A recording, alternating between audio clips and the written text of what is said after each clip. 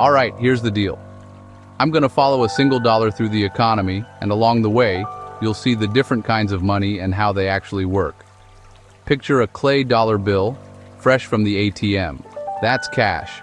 Physical, tangible, old school. Economists call this currency in circulation. It's fast for small stuff, not so great for huge transfers. I spend that dollar on a coffee. The barista drops it in the register. That dollar now cycles. Wages, tips, change. Every handoff is a transaction. That speed, it's called velocity. When velocity's high, money's moving, business is buzzing. When it slows, the vibe cools. But most money ain't paper. It's numbers on screens, bank deposits.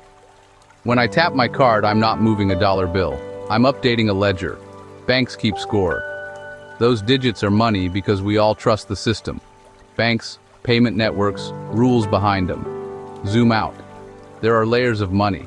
The simple layer, cash, checking accounts, broader buckets, savings accounts, money market funds. It's all spendable on different timelines. Where does it start? Central banks. They issue base money, cash, reserves. Reserves are like the banking system's backstage pass used to settle up between banks. You and I don't hold reserves. Banks do. Now banks don't just guard money, they create it. Not out of thin air exactly, but through lending.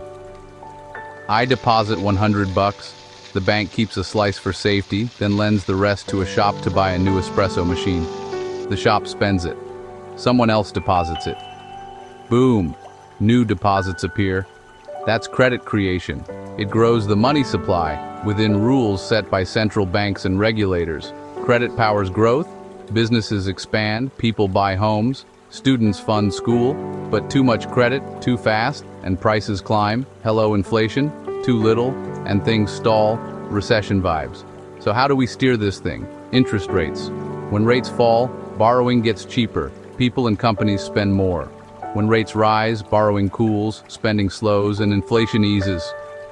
It's a thermostat for the economy. Let's follow that coffee dollar again.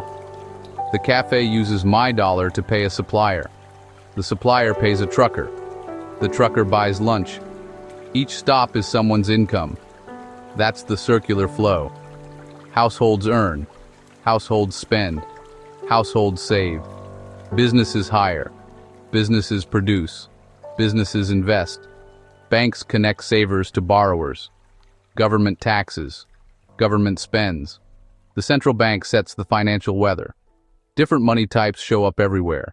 Cash for quick buys. Deposits for everyday payments. Credit cards as short-term loans you promise to repay. Mobile wallets and apps.